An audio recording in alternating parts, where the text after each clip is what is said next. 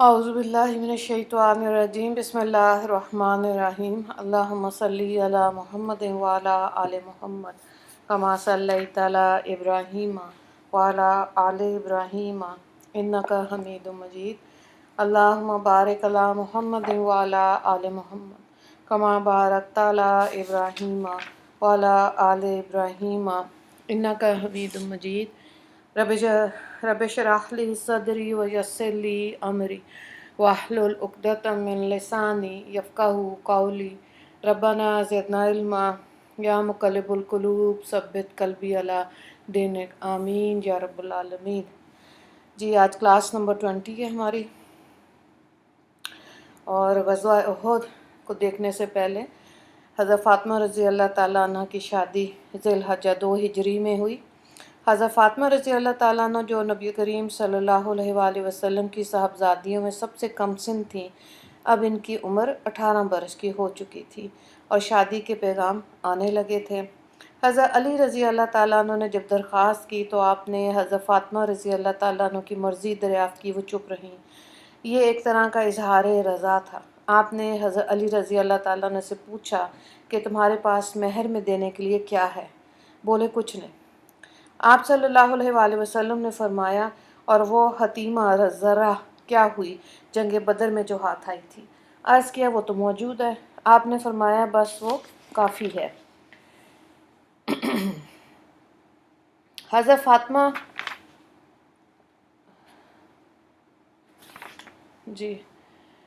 हज़रत फ़ातिमा रज़ी अल्लाह ताला अन्हा जब नए घर में आईं तो आप सल्लल्लाहु अलैहि वसल्लम इनके पास तशरीफ़ लेकर गए। दरवाज़े पे खड़े होकर इजाज़तनामा मांगा, फिर अंदर आए। एक बर्तन में पानी मंगवाया, दोनों हाथ इसमें डाले और हज़रत अली रज़ी अल्लाह ताला अन्हु के सीने और बाजू पर पानी छिड़का। फिर हज़रत फ़ातिमा रज़ी अल्लाह ताला अन्हा को बुलाया, इन पर भी पानी छिड़का और फरमाया कि मैंने अपने ख़ानदान में सबसे अफजल तर शख्स से तुम्हारा निकाह किया है। थोड़ी सी और ये तफसील देख लेते हैं इसकी। सैयदा फ़ातिमा ज़हरा रज़ी अल्लाह ताला अन्हा की रुखसती। अब हज़रत उमैर रज़ी अल्लाह ताला अन्हु ने अर्ज़ किया, अल्लाह के रसूल में हर वक्त इस कोशिश में लगा रहता था कि अल्लाह के इस नूर को बुझा दूँ और जो लोग अल्लाह के दीन को कबूल कर चुके थे इन्हें खूब तकलीफ़ पहुँचाया करता था। अब मेरी आपसे दरख्वास्त है कि आप मुझे मक्का जाने की इजाज़त दें ताकि वहाँ के लोगों को अल्लाह की तरफ बुलाऊँ और इस्लाम की दावत दूँ। मुमकिन है अल्लाह ताला इन्हें हदायत अता फ़रमा दें। हजूर अकरम सल्लल्लाहु अलैहि वसल्लम ने इन्हें मक्का जाने की इजाज़त दे दी। चुनाचे ये वापस मक्का गए। इनकी तबलीग से इनके बेटे वहब रज़ी अल्लाह ताला अन्हु भी मुसलमान हो गए। जब हज़रत सफ़वान रज़ी अल्लाह ताला अन्हु को ये इत्तला मिली कि उमैर रज़ी अल्लाह ताला अन्हु मुसलमान हो गए हैं तो वो हैरान रह गए और कसम खाई कि वो उमैर रज़ी अल्लाह ताला अन्हु से नहीं बोलेंगे। अपने घर वालों को दीन की दावत देने के बाद उमैर रज़ी अल्लाह ताला अन्हु सफ़वान के पास आए और पुकार कर कहने लगे, ए सफ़वान, तुम हमारे सरदारों में से एक सरदार हो। तुम्हें मालूम है कि हम पत्थरों को पूजते रहें और इनके नाम पर कुर्बानियाँ देते रहे, और भला ये भी कोई दीन हुआ? मैं गवाही देता हूँ कि अल्लाह ताला के सिवा कोई माबूद नहीं और ये कि मोहम्मद सल्लल्लाहु अलैहि वसल्लम अल्लाह के रसूल हैं। इनकी बात सुनकर सुफियान रज़ी अल्लाह ताला अन्हु ने कोई जवाब नहीं दिया।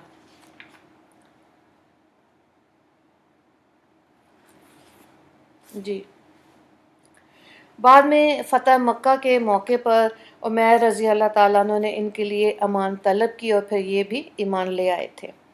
इनके इस्लाम लाने का किस्सा फ़तह मक्का के मौके पर इंशाल्लाह आगे तफसील से आ जाएगा। इसी तरह इन कैदियों में नबी करीम सल्लल्लाहु अलैहि वसल्लम के चचा हज़रत अब्बास रज़ी अल्लाह ताला अन्हु भी थे। सहाबा कराम ने इन्हें बहुत सख्ती से बांध रखा था। रस्सी की सख्ती इन्हें तकलीफ़ दे रही थी और वो कर्राह रहे थे। इनकी इस तकलीफ़ की वजह से हजूर अकरम सल्लल्लाहु अलैहि वसल्लम भी तमाम रात बेचैन रहे। जब सहाबा कराम रज़ी अल्लाह ताला अन्हुम को मालूम हुआ कि हजूर अकरम सल्लल्लाहु अलैहि वसल्लम इस वजह से बेचैन हैं तो फ़ौरन हज़रत अब्बास रज़ी अल्लाह ताला अन्हु की रस्सियाँ ढीली कर दी।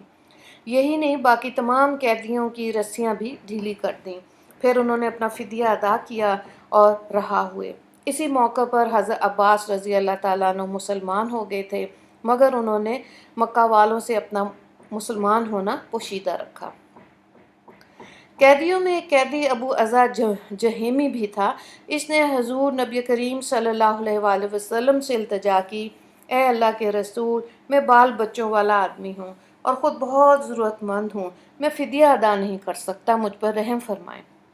یہ شاعر تھا، مسلمانوں کے خلاف شعر لکھ لکھ کر آپ کو تکلیف پہنچایا کرتا تھا۔ اس کے باوجود آپ صلی اللہ علیہ وآلہ وسلم نے اس کی درخواست منظور فرمائی اور بغیر فدیے کے اسے رہا کر دیا۔ البتہ اس سے وعدہ کیا کہ آئندہ وہ مسلمانوں کے خلاف اشعار نہیں لکھے گا۔ اس نے وعدہ کر لیا، لیکن رہا ہونے کے بعد جب یہ مکہ پہنچا تو اس نے پھر اپنا کام شروع کر دیا، مسلمانوں کے خلاف اشعار لکھنے لگا۔ یہ مکہ کے مشرکوں سے کہا کرتا تھا، میں نے محمد پر جادو کر دیا تھا، اس لیے انہوں نے مجھے بغیر فدیے کے رہا کر دیا۔ اگلے سال یہ شخص غزوہ احد کے موقع پر کافروں کے لشکر میں شامل ہوا اور اپنے اشعار سے کافروں کو جوش دلاتا رہا۔ اسی لڑائی میں یہ قتل بھی ہو گیا۔ بدر کی فتح کی خبر شاہ حبشہ تک پہنچی تو وہ بے حد خوش ہوئے۔ حضرت جعفر رضی اللہ تعالیٰ عنہ اور کچھ دوسرے مسلمان اس وقت تک حبشہ ہی میں تھے۔ شاہ حبشہ نے انہیں اپنے دربار میں بلا کر یہ خوشخبری سنائی۔ بدر کی لڑائی میں شریک صحابہ بدری صحابہ کہلائے، انہیں بہت فضیلت حاصل ہے۔ حضرت ابو ہریرہ رضی اللہ تعالیٰ عنہ سے روایت ہے کہ حضرت صلی اللہ علیہ وآلہ وسلم نے ارشاد فرمایا، اللہ تعالیٰ نے اصحاب بدر پر اپنا خاص فضل و کرم فرمایا اور ان سے کہہ دیا کہ جو چاہو کرو، میں تمہارے گناہ معاف کر چکا، یا یہ فرمایا کہ تمہارے لیے جنت واجب ہو چکی۔ مطلب یہ کہ ان کے سابقہ گناہ تو معاف ہو ہی چکے ہیں، آئندہ بھی اگر ان سے کوئی گناہ ہوئے تو وہ بھی معاف ہیں۔ غزوہ بدر کے بعد آپ صلی اللہ علیہ وآلہ وسلم نے اپنی چھوٹی بیٹی حضرت فاطمہ رضی اللہ تعالیٰ عنہ سے کی شادی حضرت علی رضی اللہ تعالیٰ عنہ سے کر دی۔ شادی سے پہلے آپ صلی اللہ علیہ وآلہ وسلم نے حضرت فاطمہ سے پوچھا، بیٹی، تمہارے چچا زاد بھائی علی رضی اللہ تعالیٰ عنہ کی طرف سے تمہارا رشتہ آیا ہے، تم اس کے بارے میں کیا کہتی ہو؟ حضرت فاطمہ رضی اللہ تعالیٰ عنہ خاموش رہیں، گویا انہوں نے کوئی اعتراض نہ کیا۔ تب حضور نبی کریم صلی اللہ علیہ وآلہ وسلم نے حضرت علی رضی اللہ تعالیٰ عنہ کو بلایا، ان سے پوچھا، تمہارے پاس کیا کچھ ہے، یعنی شادی کے لیے کیا انتظام؟ انہوں نے جواب دیا، میرے پاس صرف ایک گھوڑا اور ایک ذرہ ہے۔ یہ سن کر آپ صلی اللہ علیہ وآلہ وسلم نے ارشاد فرمایا، گھوڑا تو تمہارے لیے ضروری ہے، البتہ تم ذرہ کو فروخت کر دو۔ حضرت علی رضی اللہ تعالیٰ عنہ نے وہ ذرہ 480 درہم میں فروخت کر دی اور رقم لا کر آپ صلی اللہ علیہ وآلہ وسلم کی خدمت میں پیش کر دی۔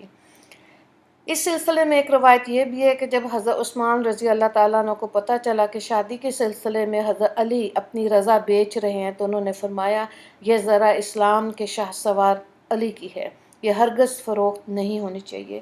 پھر انہوں نے حضرت علی رضی اللہ تعالیٰ عنہ کے غلام کو بلایا اور انہیں 400 درہم دیتے ہوئے کہا کہ یہ درہم اس ذرہ کے بدلے میں علی کو دے دیں۔ ساتھ ہی انہوں نے ذرہ بھی واپس کر دی۔ بہرحال اس طرح شادی کا خرچہ پورا ہوا۔ حضور نبی کریم صلی اللہ علیہ وآلہ وسلم نے حضرت علی رضی اللہ تعالیٰ عنہ اور حضرت فاطمہ رضی اللہ تعالیٰ عنہ کے نکاح کا خطبہ پڑھا، پھر آپ صلی اللہ علیہ وآلہ وسلم نے دونوں کے لیے دعا فرمائی۔ غزوہ بدر کے بعد غزوہ بنی قینقاع پیش آیا۔ قینقاع یہودیوں کے قبیلے کا نام تھا۔ یہودیوں میں یہ لوگ سب سے زیادہ جنگجو شمار ہوتے تھے۔ مدینہ منورہ میں آمد کے بعد نبی کریم صلی اللہ علیہ وآلہ وسلم نے یہودیوں سے صلح کا معاہدہ فرمایا تھا۔ معاہدے میں طے ہوا تھا کہ یہ لوگ کبھی آپ صلی اللہ علیہ وآلہ وسلم کے مقابلے میں نہیں آئیں گے اور نہ آپ صلی اللہ علیہ وآلہ وسلم کے دشمنوں کو کوئی مدد دیں گے۔ جن لوگوں سے معاہدہ ہوا ان میں یہ 3 قبیلے شامل تھے، بنی قینقاع، بنی قریظہ اور بنی نذیر۔ معاہدے کی ایک شرط یہ تھی کہ اگر کوئی دشمن مسلمانوں پر حملہ کرے گا تو یہ تینوں قبیلے مسلمانوں کی پوری مدد کریں گے۔ ان کا ہر طرح ساتھ دیں گے، لیکن ان لوگوں نے معاہدے کی خلاف ورزی کی۔ انہوں نے ایک مسلمان عورت سے بدتمیزی کی۔ ان کی بدتمیزی کو پاس سے گزرتے ہوئے ایک صحابی نے دیکھ لیا۔ انہوں نے اس یہودی کو قتل کر دیا۔ یہ دیکھ کر محلے کے یہودیوں نے مل کر ان صحابی کو شہید کر دیا۔ اس خبر کے پھیلنے پر وہاں اور مسلمان جمع ہو گئے۔ اگلا باب ہے یہودیوں کے خلاف پہلا جہاد۔ حضور نبی کریم صلی اللہ علیہ وآلہ وسلم کو اس واقعے کی اطلاع ہوئی تو آپ نے یہودیوں کو جمع کر کے ان سے فرمایا، اے یہودیو، تم اللہ تعالیٰ کی طرف سے ایسی تباہی سے بچنے کی کوشش کرو جیسی بدر کے موقع پر قریش پر نازل ہوئی۔ اس لیے تم مسلمان ہو جاؤ۔ تم جانتے ہو کہ میں اللہ کی طرف سے بھیجا ہوا رسول ہوں، اور اس حقیقت کو تم اپنی کتاب میں درج پاتے ہو۔ اس پر یہودیوں نے کہا، اے محمد، آپ شاید یہ سمجھتے ہیں کہ ہم بھی آپ کی قوم کی طرح ہیں۔ اس دھوکے میں نہ رہیے گا، کیونکہ اب تک آپ کو ایسی قوموں سے سابقہ پڑا جو جنگ اور اس کے طریقے نہیں جانتے تھے، لہٰذا آپ نے انہیں آسانی سے زیر کر لیا۔ لیکن اگر آپ نے ہم سے جنگ کی تو خدا کی قسم آپ کو پتہ چل جائے گا کہ کیسے بہادروں سے پالا پڑا ہے۔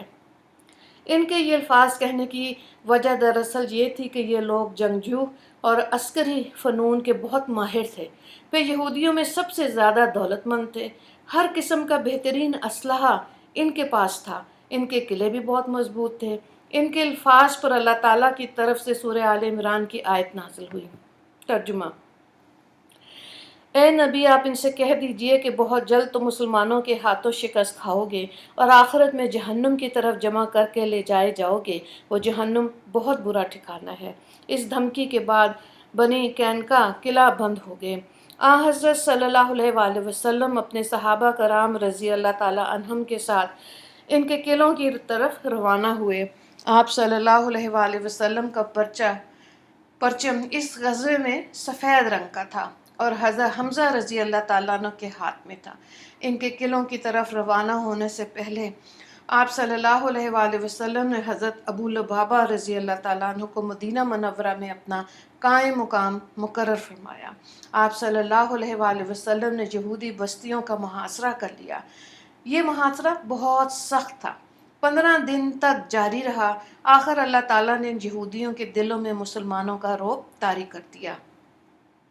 وہ اس محاصرے سے تنگ آ گئے۔ حالانکہ ان یہودیوں میں اس وقت تقریباً 700 جنگجو تھے۔ اب انہوں نے درخواست کی کہ ہم یہاں سے نکل کر جانے کے لیے تیار ہیں، شرط یہ ہے کہ انہیں نکل جانے کا راستہ دے دیا جائے۔ اس صورت میں وہ یہاں سے ہمیشہ کے لیے چلے جائیں گے۔ ساتھ ہی انہوں نے کہا کہ ہمارے ساتھ ہماری عورتیں اور بچوں کو بھی جانے دیا جائے۔ مال، دولت، ہتھیار وغیرہ وہ وہیں چھوڑ جائیں گے۔ نبی کریم صلی اللہ علیہ وآلہ وسلم نے ان کی یہ بات منظور فرما لی، انہیں نکل جانے کا راستہ دے دیا۔ اس طرح مسلمانوں کے ہاتھ بے تحاشا مال غنیمت آیا۔ یہودیوں کو مدینہ منورہ سے نکل جانے کے لیے 3 دن کی مہلت دی گئی۔ یہ لوگ وہاں سے نکل کر ملک شام کی ایک بستی میں جا بسے۔ ایک روایت کے مطابق 1 سال بھی نہیں گزرا تھا کہ وہ سب کے سب ہلاک ہو گئے۔ یہ حضور نبی کریم صلی اللہ علیہ وآلہ وسلم کی بد دعا کا نتیجہ تھا۔ غزوہ بنو قینقاع کے بعد چند چھوٹے چھوٹے غزوات اور ہوئے۔ کچھ دنوں بعد حضور اکرم صلی اللہ علیہ وآلہ وسلم نے حضرت زینب بنت خزیمہ رضی اللہ تعالیٰ عنہا سے کہا اور پھر حضرت زینب بنت حجش رضی اللہ تعالیٰ عنہ سے نکاح فرمایا۔ حضرت زینب بنت حجش رضی اللہ تعالیٰ کا پہلا نکاح حضرت زید بن حارثہ رضی اللہ تعالیٰ عنہ سے ہوا تھا۔ یہ حضور اقدس صلی اللہ علیہ وآلہ وسلم کے منہ بولے بیٹے تھے۔ ان دونوں میں نباہ نہ ہو سکی، لہٰذا طلاق ہو گئی، اور اس کے بعد آپ صلی اللہ علیہ وآلہ وسلم نے ان سے نکاح فرمایا۔ یہ نکاح اللہ تعالیٰ نے آسمان پر فرمایا تھا، اور اس بارے میں آپ صلی اللہ علیہ وآلہ وسلم پر وحی نازل ہوئی۔ جب وحی نازل ہوئی تو آپ صلی اللہ علیہ وآلہ وسلم نے حضرت عائشہ رضی اللہ تعالیٰ عنہ سے فرمایا، زینب کو جا کر خوشخبری سنا دو، اللہ نے آسمان پر ان سے میرا نکاح کر دیا ہے۔ اس بارے میں اللہ تعالیٰ نے سورہ احزاب میں آیت بھی نازل فرمائی تاکہ لوگ شک و شبہ میں نہ رہیں، اور آپ صلی اللہ علیہ وآلہ وسلم نے اپنے منہ بولے بیٹی کی طلاق شدہ بیوی سے نکاح کیا۔ دراصل عرب کی جہالت زدہ معاشرے میں منہ بولے بیٹے کو حقیقی بیٹے کی طرح محرم سمجھا جاتا تھا اور اس کی طلاق شدہ بیوی سے شادی ناجائز سمجھی جاتی تھی، ساتھ ساتھ اسے وراثت میں بھی حصہ ملتا تھا۔ اسلام نے اسے فرسودہ رسم کو بالکل ختم کر دیا۔ اس کی ابتدا حضور صلی اللہ علیہ وآلہ وسلم نے کی۔ آپ صلی اللہ علیہ وآلہ وسلم نے اپنے صحابہ رضی اللہ تعالیٰ عنہم کو دعوت ولیمہ بھی کھلائی۔ اسی روز پردے کی آیت نازل ہوئی۔ 3 ہجری میں غزوہ احد پیش آیا۔ احد پہاڑ مدینہ منورہ سے 2 میل کے فاصلے پر تھا۔ اس پہاڑ کے بارے میں حضرت صلی اللہ علیہ وآلہ وسلم کا ارشاد مبارک ہے، یہ احد ہم سے محبت کرتا ہے، ہم اس سے محبت کرتے ہیں۔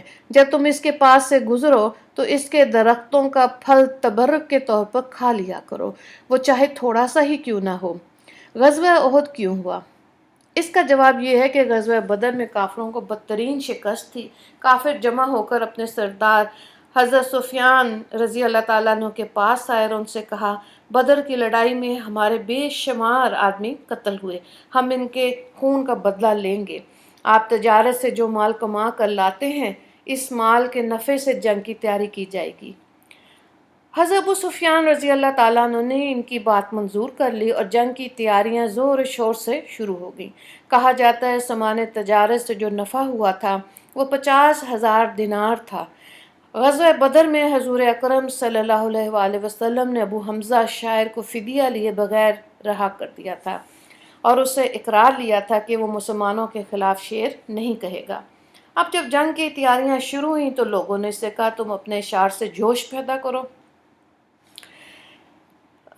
پہلے تو ابو حمزہ نے انکار کیا کیونکہ وہ حضور صلی اللہ علیہ وآلہ وسلم کے سامنے وعدہ کر کے آیا تھا، لیکن پھر وعدہ خلافی پر اتر آیا اور اشعار پڑھنے لگا۔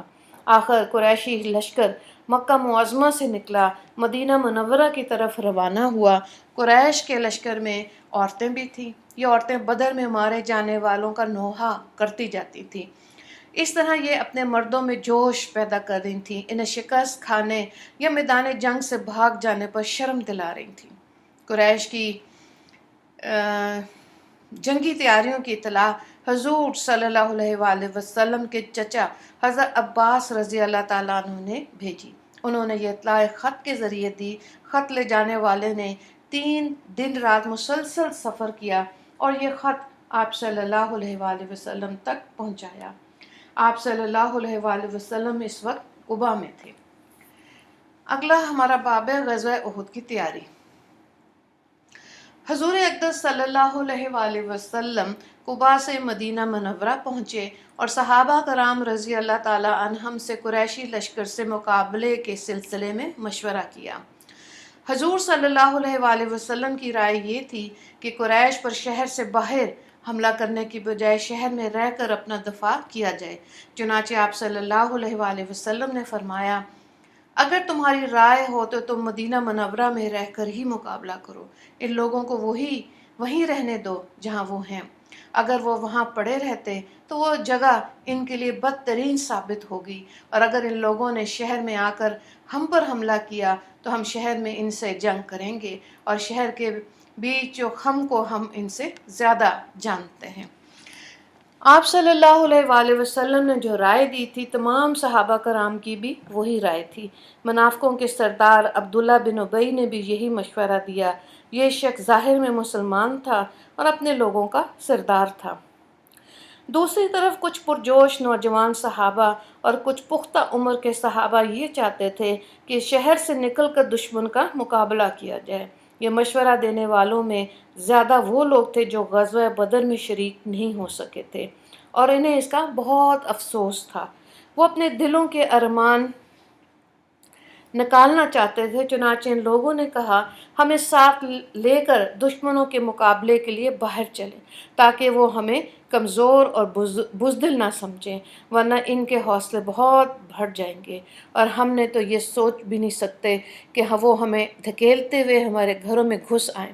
اور اے اللہ کے رسول، جو شخص بھی ہمارے علاقے میں آیا ہم سے شکست کھا کر گیا، اب تو آپ ہمارے درمیان موجود ہیں، اب دشمن کیسے ہم پر غالب آ سکتے ہیں؟ حضرت حمزہ رضی اللہ تعالیٰ عنہ نے بھی ان کی تائید کی۔ آخر آپ صلی اللہ علیہ وآلہ وسلم نے ان کی بات مان لی۔ پھر آپ صلی اللہ علیہ وآلہ وسلم نے جمعے کی نماز پڑھائی، لوگوں کے سامنے واعظ فرمایا، انہیں حکم دیا، مسلمانوں پوری تندہی ہمت کے ساتھ جنگ کرنا۔ اگر تم لوگوں نے صبر سے کام لیا تو اللہ تعالیٰ تمہیں فتح اور کامرانی عطا فرمائیں گے۔ اب دشمن کے سامنے جا کر لڑنے کی تیاری کرو۔ لوگ یہ حکم سن کر خوش ہو گئے۔ اس کے بعد آپ صلی اللہ علیہ وآلہ وسلم نے سب کے ساتھ عصر کی نماز پڑھی۔ اس وقت تک ارد گرد سے بھی لوگ آ گئے تھے۔ پھر آپ صلی اللہ علیہ وآلہ وسلم حضرت ابو بکر صدیق اور حضرت عمر رضی اللہ تعالیٰ عنہما کے ساتھ گھر میں تشریف لے گئے۔ ان دونوں نے آپ صلی اللہ علیہ وآلہ وسلم کے سر پر عمامہ باندھا اور جنگی لباس پہنایا۔ باہر لوگ آپ صلی اللہ علیہ وآلہ وسلم کا انتظار کر رہے تھے، صفیں باندھے کھڑے تھے۔ اس وقت حضرت سعد بن معاذ اور حضرت اسید بن حضیر رضی اللہ تعالیٰ عنہ نے مسلمانوں سے کہا، رسول اللہ صلی اللہ علیہ وآلہ وسلم کی مرضی شہر میں رہ کر لڑنے کی تھی، تم لوگوں نے انہیں باہر نکل کر لڑنے پر مجبور کیا۔ بہتر ہوگا کہ تم اب بھی اس معاملے کو ان پر چھوڑ دو۔ حضور صلی اللہ علیہ وآلہ وسلم جو بھی حکم دیں گے، ان کی جو بھی رائے ہوگی، بھلائی اسی میں ہوگی۔ اسی لیے حضور صلی اللہ علیہ وآلہ وسلم کی فرما برداری کرو۔ باہر یہ باتیں ہو رہی تھیں، اتنے میں حضور صلی اللہ علیہ وآلہ وسلم تشریف لے کر آئے۔ آپ صلی اللہ علیہ وآلہ وسلم نے جنگی لباس پہن رکھا تھا، دھوری زرہ پہن رکھی تھی۔ ان زرہوں کے نام ذات الفضول اور فضا تھا۔ یہ آپ صلی اللہ علیہ وآلہ وسلم کو بنی کینکا کے مال غنیمت سے ملی تھی۔ ان میں سے ذات الفضول وہ ذرہ ہے۔ جب حضور صلی اللہ علیہ وآلہ وسلم کا انتقال ہوا تو یہ ایک یہودی کے پاس رہن رکھی ہوئی تھی۔ حضرت ابو بکر صدیق رضی اللہ تعالیٰ عنہ نے یہودی کی رقم ادا کر کے اسے واپس لیا تھا۔ ذرائیں آپ صلی اللہ علیہ وآلہ وسلم نے لباس کے اوپر پہن رکھی تھی۔ اس وقت ان نوجوانوں نے عرض کیا، اللہ کے رسول، ہمارا یہ مقصد نہیں تھا کہ آپ کی رائے کی مخالفت کریں یا آپ کو مجبور کریں، لہٰذا آپ جو مناسب سمجھیں وہ کریں۔ اس پر حضور صلی اللہ علیہ وآلہ وسلم نے ارشاد فرمایا، اب میں ہتھیار لگا چکا ہوں، اور کسی نبی کے لیے ہتھیار لگانے کے بعد اس کا اتار دینا اس وقت تک جائز نہیں جب تک کہ اللہ تعالیٰ اس کے اور دشمنوں کے درمیان فیصلہ نہ فرما دے۔ آپ صلی اللہ علیہ وآلہ وسلم نے اس موقع پر 3 پرچم بنوائے۔ ایک پرچم قبیلہ اوس کا تھا، یہ حضرت اسید بن حضیر رضی اللہ تعالیٰ عنہ کے ہاتھ میں تھا۔ دوسرا پرچم مہاجرین کا تھا، یہ حضرت علی رضی اللہ تعالیٰ عنہ، یہ حضرت مصعب بن عمیر رضی اللہ تعالیٰ عنہ کے ہاتھ میں تھا۔ تیسرا پرچم قبیلہ خزرج کا تھا، یہ حباب بن منذر رضی اللہ تعالیٰ عنہ، یہ حضرت سعد بن عبادہ رضی اللہ تعالیٰ عنہ کے ہاتھ میں تھا۔ اس طرح حضرت صلی اللہ علیہ وآلہ وسلم 1000 کا لشکر لے کر روانہ ہوئے۔ لشکر میں آپ صلی اللہ علیہ وآلہ وسلم کے آگے سعد بن معاذ اور سعد بن عبادہ رضی اللہ تعالیٰ عنہما چل رہے تھے۔ یہ دونوں قبیلے اوس اور خزرج کے سردار تھے۔ آپ صلی اللہ علیہ وآلہ وسلم نے مدینہ منورہ میں نابینا صحابی حضرت عبداللہ بن ام مکتوم رضی اللہ تعالیٰ عنہ کو اپنا قائم مقام مقرر کیا۔ مدینہ منورہ سے کوچ کر کے آپ صلی اللہ علیہ وآلہ وسلم ثانیہ کے مقام پر پہنچے، پھر یہاں سے روانہ ہو کر شیخین کے مقام پر پہنچے۔ شیخین 2 پہاڑوں کا نام تھا۔ یہاں آپ صلی اللہ علیہ وآلہ وسلم نے لشکر کا معائنہ فرمایا اور کم عمر نوجوانوں کو واپس بھیج دیا۔ یہ ایسے نوجوان تھے جو بھی 15 سال کے نہیں ہوئے تھے۔ ان کم سن مجاہدوں میں رافع بن خدرج اور سمرہ بن جندب رضی اللہ تعالیٰ عنہم بھی شامل تھے۔ لیکن پھر آپ صلی اللہ علیہ وآلہ وسلم نے حضرت رافع رضی اللہ تعالیٰ عنہ کو جنگ میں حصہ لینے کی اجازت دے دی تھی۔ یہ دیکھ کے حضرت سمرہ بن جندب رضی اللہ تعالیٰ عنہ نے کہا، آپ نے رافع کو اجازت دے دی جبکہ مجھے واپس جانے کا حکم فرمایا، حالانکہ میں رافع سے زیادہ طاقتور ہوں۔ اس پر آپ صلی اللہ علیہ وآلہ وسلم نے فرمایا، اچھا تو پھر تم دونوں میں کشتی ہو جائے۔ دونوں میں کشتی کا مقابلہ ہوا۔ سمرہ بن جندب رضی اللہ تعالیٰ عنہ نے رافع بن خدیج کی رضی اللہ تعالیٰ عنہ کو پچھاڑ دیا۔ اس طرح انہیں بھی جنگ میں حصہ لینے کی اجازت مل گئی۔ آپ صلی اللہ علیہ وآلہ وسلم فوج کے معائنے سے فارغ ہوئے تو سورج غروب ہو گیا۔ حضرت زبیر رضی اللہ تعالیٰ عنہ نے اذان دی، آپ صلی اللہ علیہ وآلہ وسلم نے نماز پڑھائی، پھر عشاء کی نماز ادا کی۔ نماز کے بعد آپ صلی اللہ علیہ وآلہ وسلم آرام فرمانے کے لیے لیٹ گئے۔ رات کے وقت پہرا دینے کے لیے آپ صلی اللہ علیہ وآلہ وسلم نے 50 مجاہدوں کو مقرر کیا۔ ان کا سالار حضرت محمد بن مسلمہ رضی اللہ تعالیٰ عنہ کو مقرر فرمایا۔ یہ تمام رات اسلامی لشکر کے گرد پہرا دیتے رہے۔ رات کے آخری حصے میں آپ صلی اللہ علیہ وآلہ وسلم نے شیخین سے کوچ فرمایا اور صبح کی نماز کے وقت احد پہاڑ کے قریب پہنچ گئے۔ جی آج کا جو لاسٹ آخری باب ہے وہ دیکھیں، معرکہ احد کا آغاز۔ اسلامی لشکر نے جہاں پڑاؤ ڈالا اس مقام کا نام شوط تھا۔ آپ صلی اللہ علیہ وآلہ وسلم نے یہاں فجر کی نماز ادا کی۔ اس وقت لشکر میں عبداللہ بن ابی بن سلوال بھی تھا، یہ منافق تھا۔ اس کے ساتھ 300 جوان تھے، یہ سب کے سب منافق تھے۔ اس مقام پر پہنچ کے عبداللہ بن ابی نے کہا، آپ نے میری بات نہیں مانی، ان نوجوان لڑکوں کا مشورہ مانا، حالانکہ ان کا مشورہ کوئی مشورہ ہی نہیں ہے۔ اب خود ہی ہماری رائے کے بارے میں اندازہ ہو جائے گا، ہم بلا وجہ کیوں جانے دیں، اس لیے ساتھیوں واپس چلو۔ اس طرح یہ لوگ واپس لوٹ گئے۔ اب حضور صلی اللہ علیہ وآلہ وسلم کے ساتھ صرف 700 صحابہ رہ گئے۔ اس روز مسلمانوں کے پاس صرف 2 گھوڑے تھے، ان میں سے ایک حضرت صلی اللہ علیہ وآلہ وسلم کا تھا اور دوسرا ابو بردہ رضی اللہ تعالیٰ عنہ کا تھا۔ شوط کے مقام سے چل کر آپ صلی اللہ علیہ وآلہ وسلم نے احد کی گھاٹی میں پڑاؤ ڈالا۔ آپ صلی اللہ علیہ وآلہ وسلم نے پڑاؤ ڈالتے وقت اس بات کا خیال رکھا کہ پہاڑ آپ صلی اللہ علیہ وآلہ وسلم کی پشت کی طرف رہے۔ اس جگہ رات بسر کی گئی۔ پھر حضرت بلال رضی اللہ تعالیٰ عنہ نے صبح کی اذان دی۔ صحابہ کرام رضی اللہ تعالیٰ عنہم نے صفیں قائم کی اور آپ صلی اللہ علیہ وآلہ وسلم نے انہیں نماز پڑھائی۔ نماز کے بعد حضور صلی اللہ علیہ وآلہ وسلم نے مسلمانوں کو خطبہ دیا۔ اس میں جہاد کے بارے میں ارشاد فرمایا۔ جہاد کے علاوہ حضور صلی اللہ علیہ وآلہ وسلم نے حلال روزی کمانے کے بارے میں بھی نصیحت فرمائی اور فرمایا، جبرائیل علیہ السلام نے میرے دل میں یہ وحی ڈالی کہ کوئی شخص اس وقت تک نہیں مرے گا جب تک کہ وہ اپنے حصے کے رزق کا ایک ایک دانہ حاصل نہیں کر لیتا، چاہے وہ کچھ دیر میں حاصل ہو، مگر اس میں کوئی کمی واقع نہیں ہو سکتی۔ اس لیے اپنے پروردگار سے ڈرتے رہو اور رزق کی طلب میں نیک راستے اختیار کرو۔ ایسا ہرگز نہیں ہونا چاہیے کہ رزق میں دیر لگنے کی وجہ سے تم اللہ کی نافرمانی حاصل کرنے لگو۔ آپ صلی اللہ علیہ وآلہ وسلم نے یہ بھی ارشاد فرمایا، ایک مومن کا دوسرے مومن سے ایسا ہی رشتہ ہے جیسے سردار اور بدن کا رشتہ ہو، جیسے سر اور بدن کا رشتہ ہوتا ہے۔ اگر سر میں تکلیف ہو تو سارا بدن درد سے کانپ اٹھتا ہے۔ اس کے بعد دونوں لشکر آمنے سامنے آ کھڑے ہوئے۔ مشرکوں کے لشکر کے دائیں بائیں خالد بن ولید اور اکرمہ تھے۔ یہ دونوں حضرات اس وقت تک مسلمان نہیں ہوئے تھے۔ حضرت صلی اللہ علیہ وآلہ وسلم نے حضرت زبیر بن عوام رضی اللہ تعالیٰ عنہ کو ایک دستہ دے کر فرمایا، تم خالد بن ولید کے مقابلے پر رہنا، اس وقت تک حرکت نہ کرنا جب تک کہ میں اجازت نہ دوں۔ پھر آپ صلی اللہ علیہ وآلہ وسلم نے 50 تیر اندازوں کے ایک دستے پر حضرت عبداللہ بن جبیر رضی اللہ تعالیٰ عنہ کو امیر مقرر فرمایا اور انہیں اس درے پہ متعین فرمایا جو مسلمانوں کی پشت پر تھا۔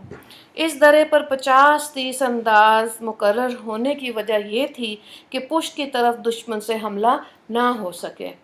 حضور اکرم صلی اللہ علیہ وآلہ وسلم نے ان 50 تیر اندازوں سے فرمایا، تم مشرکوں کے گھڑ سوار دستوں کے تیر اندازی کر کے ہم سے دور ہی رکھنا، کہیں ایسا نہ ہو کہ وہ پشت کی طرف سے آ کر حملہ کر دیں۔ ہمیں چاہیے فتح ہو یا شکست، تم اپنی جگہ سے مت ہلنا۔ اس کے بعد نبی کریم صلی اللہ علیہ وآلہ وسلم نے ایک تلوار نکالی اور فرمایا، کون مجھ سے یہ تلوار لے کر اس کا حق ادا کر سکتا ہے؟ इस पर कई सहाबा कराम उठकर आप सल्लल्लाहु अलैहि वसल्लम की तरफ लपके, लेकिन आप सल्लल्लाहु अलैहि वसल्लम में वो तलवार इन्हें नहीं दी। इन हज़रात में हज़रत अली भी मौजूद थे। आप सल्लल्लाहु अलैहि वसल्लम ने इन सहाबा से फरमाया, बैठ जाओ। हज़रत ज़ुबैर बिन अव्वाम रज़ी अल्लाह ताला अन्हु ने भी तलवार लेने की 3 बार कोशिश की, मगर आप सल्लल्लाहु अलैहि वसल्लम ने इन्हें हर मर्तबा इनकार कर दिया। आखिर सहाबा के मजमे में से हज़रत अबू दजाना रज़ी अल्लाह ताला अन्हु उठे और अर्ज़ किया, मैं इस तलवार का हक़ अदा करूँगा।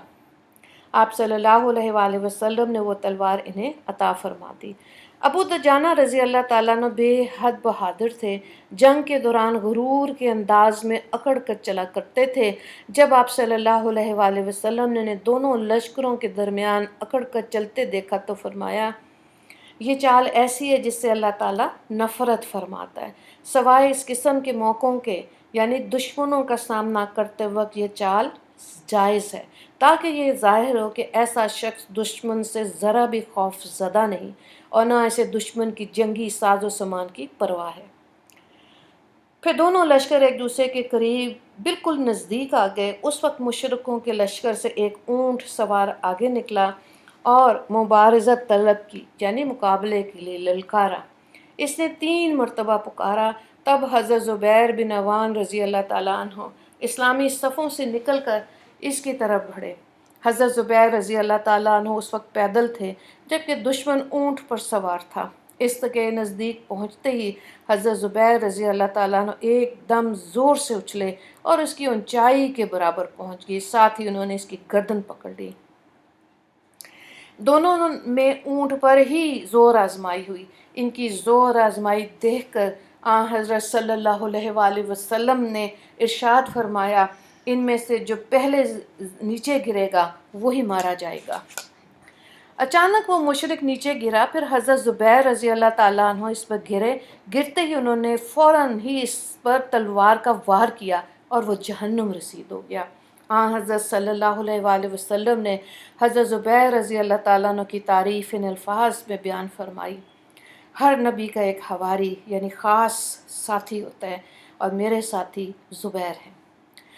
फिर आप सल्लल्लाहु अलैहि वसल्लम ने इरशाद फरमाया, अगर इस मुशरिक के मुकाबले के लिए ज़ुबैर ना निकलते तो मैं खुद निकलता। इसके बाद मुशरिकों की सफ़ों में से एक और शख्स निकला।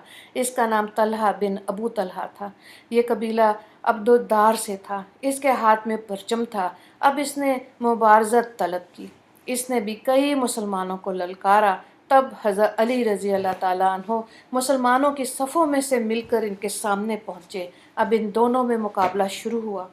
दोनों ने एक दूसरे पर तलवार के वार किए। हज़रत अली रज़ी अल्लाह ताला अन्हु का एक वार इसकी टांग पर लगा, टांग कट गई। वो बुरी तरह गिरा और उसके कपड़े उलट गए। इस तरह वो बरहना हो गया। वो पुकार उठा, मेरे भाई, मैं खुदा का वास्ता देकर तुमसे रहम की भीख मांगता हूँ। आज के लेसन यहाँ तक कि इंशाअल्लाह अगली क्लास में जंग का बाकी का हाल देखेंगे इंशाअल्लाह। अल्लाह ताला मुसलमानों पर भी रहम फरमाए और मुसलमानों को अपनी कमी कोताहियों का एहसास होना चाहिए, तभी अल्लाह की रहमत जोश मारेगी। दुआ में याद रखिएगा। अस्सलाम वालेकुम व रहमतुल्लाहि व बरकातहू।